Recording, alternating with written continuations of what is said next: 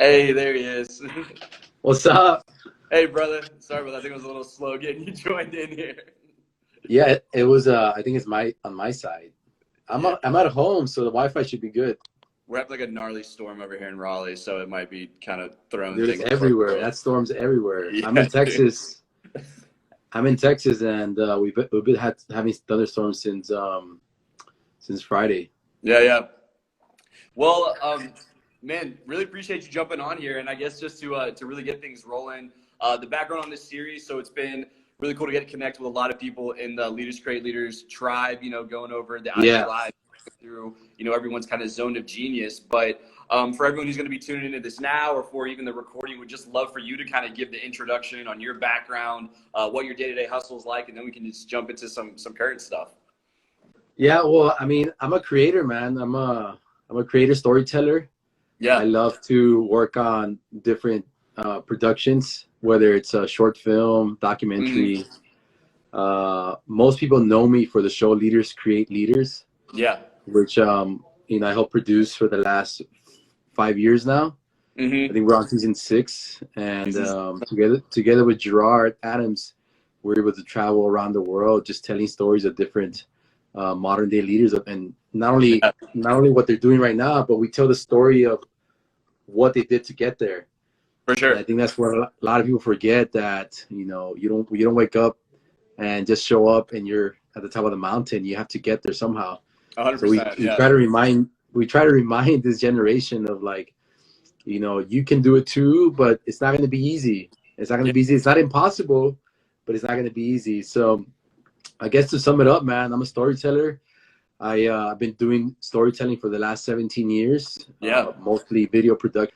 I did a lot of commercial photography for about 10 years. Yeah. Was published in many different magazines. Did a lot of editorial, fashion, stuff like No, that. yeah. I scrolled way And down I just been able like to, first photo and saw some of that stuff. yeah, I just been able to transcend from one aspect of storytelling to another. Hmm. And I continue doing just different things, man. Like I'm Love it. not. I don't like to put myself in a box where I'm like, hey, I'm a photographer and that's it. Like For sure. I'm a I like to network, and been able to work with such amazing people all Yeah. over the world.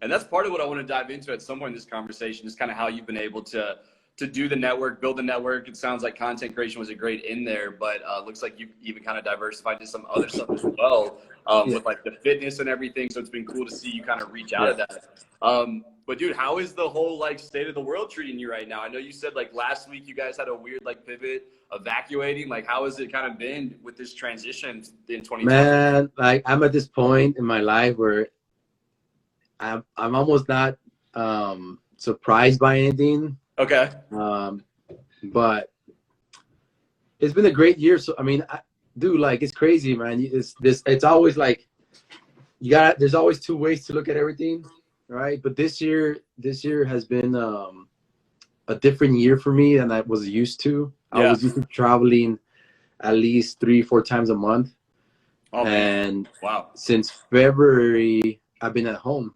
So it's Hmm. different. Yeah, I've been like ever since quarantine started. I've been at home. Yeah. So it's just been a different year, man. But I mean, the beauty of what I do is I'm able to produce remotely, Yeah. um, Yeah. Yeah. and there's a lot of ways you can create or network, For and sure. create value for other people, even if you're not with them, in person. Yeah. So were you guys like stacking some of those leaders create leaders episodes before the year? Like, have you been having to do that with the current situation?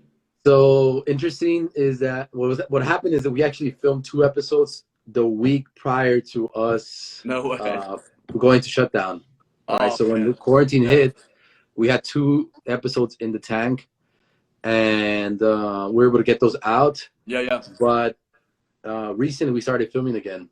So yeah, so now episode 3, episode 4, and and moving forward from that, they're all new episodes that been shot in the last couple of weeks. Oh, so keep on pushing through it, man. I love that. That's great. Yeah, Well, one of the things, so talking about like going through your Instagram, that's like one of the things I like to do before these is scroll way back, kind of see where you were at or what you're focused on. It looks like content's always been like a thing for you. Like your like first Oh, couple posts were like pretty good photos. It wasn't like you were learning how to use Instagram, so to speak. So I was like, oh man, like he's been in the game for a minute. I'm curious, like early on, what made content a thing for you? Like what was running through your head that was like, hey, this is where I'm gonna really like start my evolution, so to speak. yeah. You know what's crazy, man? Like I started creating content when I was 7 years old. Yeah. So Okay. I've been shooting video, photos Yeah. literally since I was a kid, man. So this was all native to me, like this whole social media thing, like sharing photos. Yeah. Yeah. We used to do when we were kids. We used to do these short films, home movies, Nice. and we would bring our friends over to Yeah. see these movies on our living rooms, man. And it's the same thing nowadays. It's like instead of popping that VHS tape, instead of doing that, now Yeah. you're posting it on the gram, or you post it on For YouTube sure. or Facebook, and you tell the stories like that. But I've been doing it since I was a kid, man. I'm That's 36 wild. now, so I got about 30 years of experience. That's awesome, man. That's incredible to hear. I love that comparison too about like, it's not a VHS player, but you're still able to get that story out there. Yeah. So what was like the way that you were going about building your network from the beginning? I feel like that's always a hot topic for content creators to think through, like how are you going to be either getting more exposure or getting new clients? And I'm kind of curious how you were navigating that. It sounds like from a pretty young age, even when you were trying to start building that. Yeah. I always tell people, like, especially if they're starting off with content creation, you right now it's kind of evil to say this, but I'm gonna say it. Okay. It's like you have an upper hand, man, because no matter who is it that you're creating a story for, whether it's for you or somebody Yeah, else, that story has a lot of power simply because it's video, or even if it's a photo. If it's a powerful photo, or it's a really great story, you can change people's lives in both good and bad, like across the board. yeah, yeah. And understanding this, I understood this a long time ago. Understanding that if I had the skills to create stories, Hmm. I can get into any conversation across the world, and Through like a social media medium. yeah, through a medium where they'd be like, "Hey, I'm gonna cover this as a journalist," Okay. Yeah, yeah. or I heard you had a great story. Let me tell your story, and then I go to you, like I Cool. create a story for you. Yeah, yeah. Um, but there's many ways to it. Like there's thousands of ways you can For use sure. this tool right now. And if you're a great storyteller, and what I tell people that are young, that are starting off in video or photos, like if you can master that art form, you can then create any network you want. Yeah, yeah, yeah. Because a lot of people have great stories. There's a lot of amazing CEOs, or it's a lot of amazing just people all over the world, For sure. but they don't have access to what we have. Mm. As they don't know how to use a camera. No, yeah, yeah. It's like rocket science for them. So when you come into the room saying, "Hey, you know what? Let me tell your story. Let me solve this for you," Yeah, it just opens up endless opportunities for you.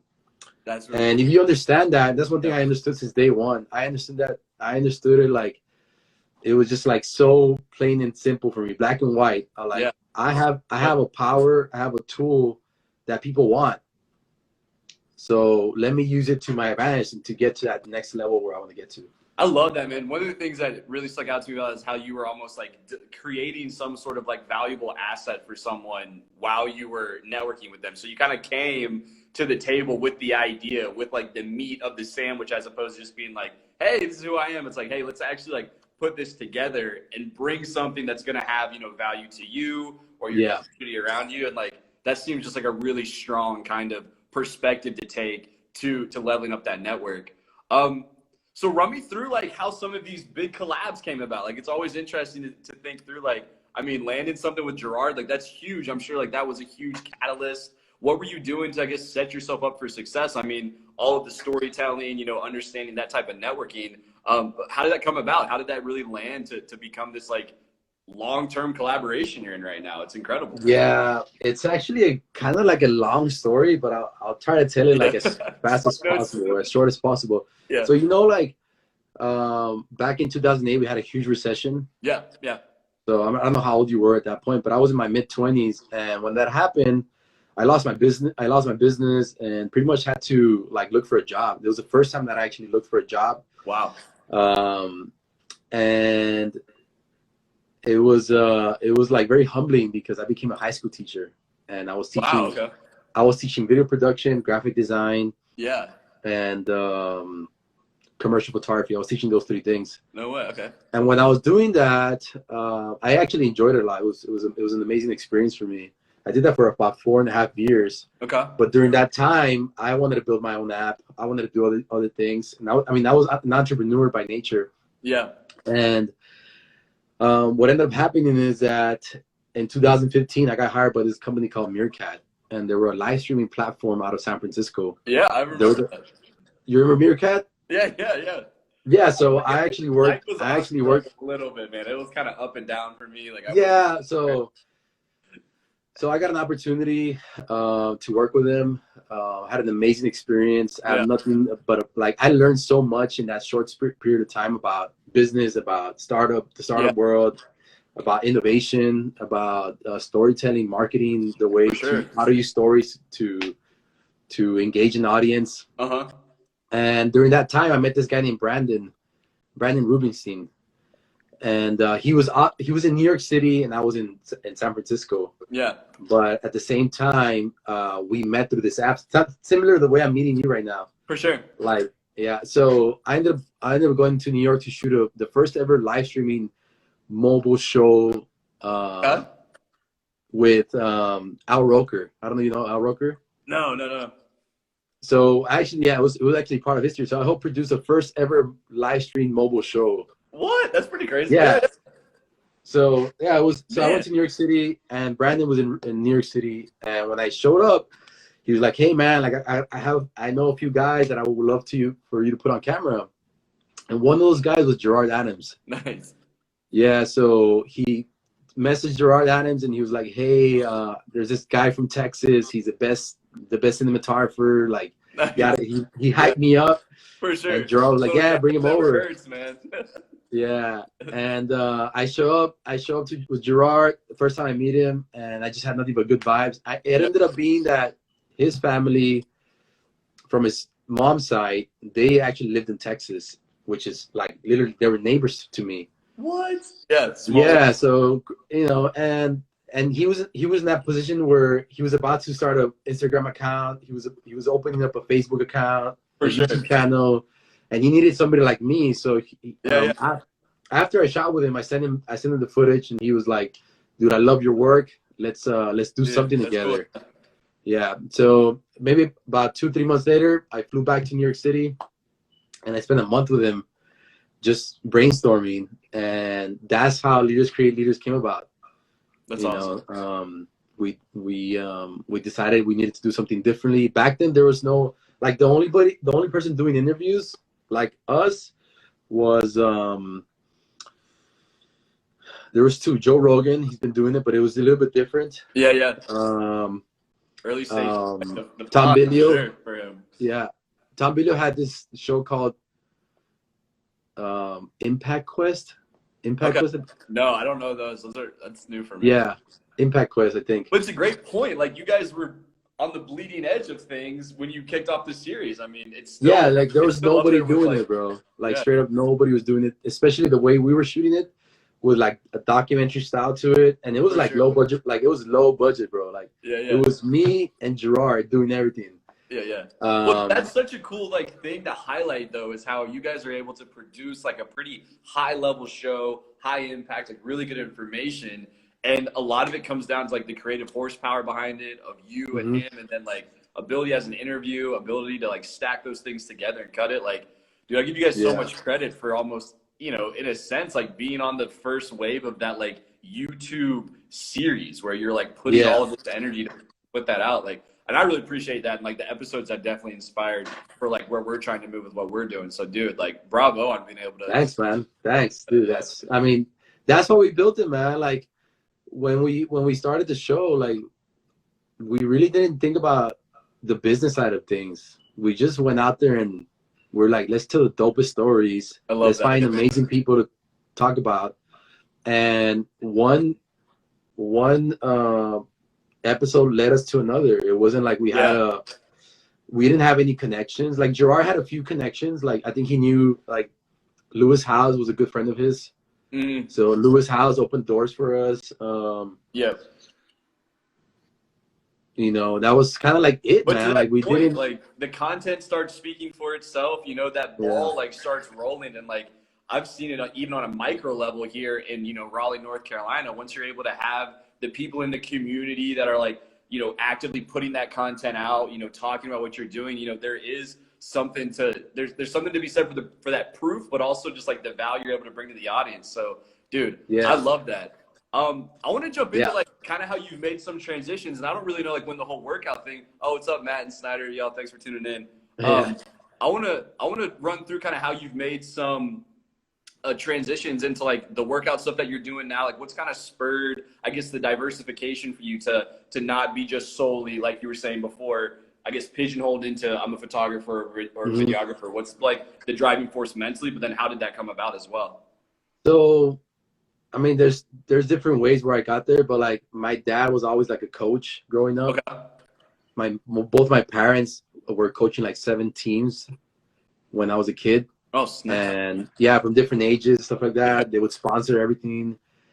And it was like always, like sports were always part of our family. Yeah. And then when I met Susie, my wife, we've been married for 18 years now.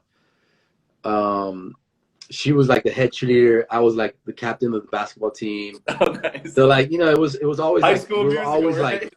we're always going hard. Like we're always going hard with fitness. Yeah. But about 5 years ago, she took it to where she was going through a depression because her father had just passed away. And she used fitness to get out of that depression, like to fight. Yeah, to fight through. And she was like overweight for the first time ever. She had gone through 4 pregnancies. Man, yeah. And it was really hard on the whole family. Yeah, it was just stacked. And at that same time, we moved to New York City. We left Texas. All our kids were going to different schools now, like different high schools, middle schools. Yeah. And it was just really a really hard time for us. And fitness was a way for us to just release all that stress. And for her, she became a trainer. She started giving classes to small groups, and those groups started growing bigger and bigger. Yeah. And it was just very rewarding for us. So when we moved back to Texas, we saw it as an opportunity to start a business where we could help people. Cool. Okay. Yeah. And the last, that was like good energy, felt more rewarding, I guess, like having that direction. Yeah. And we weren't thinking like anything what it's become right now. Yeah. It was mostly like, the first thing we ever did was we started a boot camp, and I think we had about 22 people sign up for the boot camp. Yep. And it was a 9-week course, and you would show up every day at 5 a.m. Like it was literally at 5 a.m. Phew. Like you really needed to want to work out. Yo, I'm that, man. Right now I'm an afternoon guy. Yeah, and dude, every girl on the program finished it. Like everybody finished it, and they all loved it. So we kept doing the boot camps, and then this year when the quarantine happened, there was no way for us to do boot camps anymore because all our boot camps were in person. Exactly. Yeah. So we ended up going. That's when our company started growing. Ironically, because trying to like get that. Yeah, we had to scale it somehow. Yeah. And we ended up going online. We opened up an academy. And that's what we're doing, man. That's kind of like that's the gist of the story, I guess. For sure. Has that been something that you're finding yourself focusing like more and more time on now? Yeah. I kind of take like I'm not the CEO of the company, but like I'm like the main advisor for Susie. Yeah. And obviously she appreciates like my help and for sure me just being there. Well, Jeff for president. So, like to your point, like it's just been really interesting as I've had these conversations with a lot of people in the Create Leaders community. Like a lot of people are stacking like a lot of cool things in their lives. Like it's very diverse. They're very like happy in that state of like bouncing between different projects. And it's cool to see how you've been able to kind of pursue your passions on multiple fronts, whether it is fitness, videography, content, whatever. We got a couple more minutes here, so I want to break down like some like just come up content creator tips from. You got a lot of people saying you need to run for president. You're the GOAT. Yeah, I want to run for president. Presidential. I want to do it. Good knowledge. All right, so these are pretty basic, but I am curious because I want to cut these up and like put them out. So like, what is the content creator starter pack? If you're trying to get started tomorrow, what do you need, and where should your head be in terms of like the first 60 days? You talking about equipment wise? Equipment wise, but then also like building a portfolio, like put those together. Okay, so I'm gonna skip the equipment because I think that's almost irrelevant. People know you need a camera. Yeah, with that, I respect that. That's a good. Yeah, I'm gonna go into the mindset you need to get to that next level, because I think people get stuck at level 1. Let's do it. So when you start off, a lot of videographers and photographers, they get a little bit sidetracked with like their friends asking them for photo shoots or somebody asking for like a little video shoot, and then they start building a business on top of that. So they start doing all these like little photo shoots here and there, which are cool. It pays some bills. You know, I respect that. But you lose track of your creative genius because all of a sudden you're doing nothing but paid work. Yeah. So what I always tell people to do when they start off is, I want you to grab a journal. I want you to write an idea of something you want to create, and then execute that idea, whether it's a short film, whether it's I don't know, it's a 2-second animation, wherever that is. Execute that idea and try to do it as many times as possible, because the more times you focus on your own personal projects, that's when you're gonna get the call that you're hoping for. But if you're shooting like weddings and you're shooting like baby showers and you're shooting like a commercial for a random company, you're never gonna get there. Interesting. Yeah. You kind of take away from being able to build your personal brand, your passion, if you're just focused on like executing day in and day out, and that like that like pulls all your energy out of you too, man. I love that. Yeah, but I mean, like me, bro, and I'll tell you something. Like, this is the reason I'm very passionate about what I'm saying right now, is because when I was 18 years old, I got married. By the time I was 19, I had 2 kids. Mm-hmm. By the time I was 21, I had 4 kids, bro. So it was really hard for me to use my camera strictly for passion projects. Yeah, I was about to say. I was using my camera to pay bills. 100%. And then on top of that, try to shoot a short film on the side. Yeah. And that's why I would say, like, if you don't need the money, like go work for somebody for free, learn from them, and then on your free time, execute on your ideas, like whatever ideas that you have. Whether it's a music, you want to shoot a music video, like shoot the music video. Yeah. You know, so that's what you got to do, man, to get to that next level. Because a lot of creators never figure out their style. It takes them 10, 15 years to figure out that style, like, because they're just doing work for other people. Yeah. Dude, that's strong. You're the first person I've talked to that has really emphasized the idea of like holding true to just where your creative headspace and energy is. So dude, I really appreciate that. So maybe for the last little tidbit here, when do you know it's the right time? I don't know how you would phrase this, to like take the step into more paid projects, when they align with your passion more so, or like how do you kind of think through the tipping point, I guess you could say? Man, you're gonna get the call. You're gonna get the call you've been waiting for, and you're gonna say yes with your heart wide open. You'll be like, yes, let's do it. I got it. This is the project I want. But I mean, there's no timetable when it comes to art. No, not at all. But I would say when you feel really confident that this is what you want to do, like as far as style goes, and there's so many niches in video or photo. That, like, there's some friends of mine that have been doing wedding photography for 20 years, 15 years, and they love it. You know, that's it. Passion, and I respect that. But I did wedding photography and I hated it. I was like, not my jam. Not my jam. I loved it for about a year, and then I was like, all right, I kind of love it, but not my jam. Let me move on. But you know, and it takes a while to figure that out. So the more you can execute on your own, you know, when it itches, go for it. Like, Yeah. Scratch yourself. Do your own thing. Yeah. Yeah. So, but you'll get there, man. Like, I mean, anybody that's doing it the way I'm telling you, like just 100% passion projects, or even if it's like 50% passion projects, 50% like paid, Yeah. like you'll get there a lot faster than somebody that's just doing paid projects. Dude, that's awesome. That's energizing too. I know we're about to be at time here, so last thing, I always just like to throw it back. If there's anything, words of wisdom, quotes, if you could speak to the people, what does Jeff hold true to? What does he want everyone to know? I mean, it's a very interesting time right now, and I think there's a lot of information out there. I think more now than ever, it's very important for us to be very vigilant, do our own research, and stand for something, man. Because a lot of people are so caught up with the day-to-day grind, the day-to-day hustle, all these extracurricular activities, and I think right now we're in a very crucial time in humanity. Yeah, we gotta stand up for something, man. And I think we as a collective, being that we're kind of like, we're supposed to be, I guess, in tune with what's going on with the world. Sometimes we're not. And I see it with my friends, I see it with my family. Like, they believe whatever's hot at the moment, they'll believe that. And it's up to us to be very conscious of what we're actually reading and listening to. Yeah.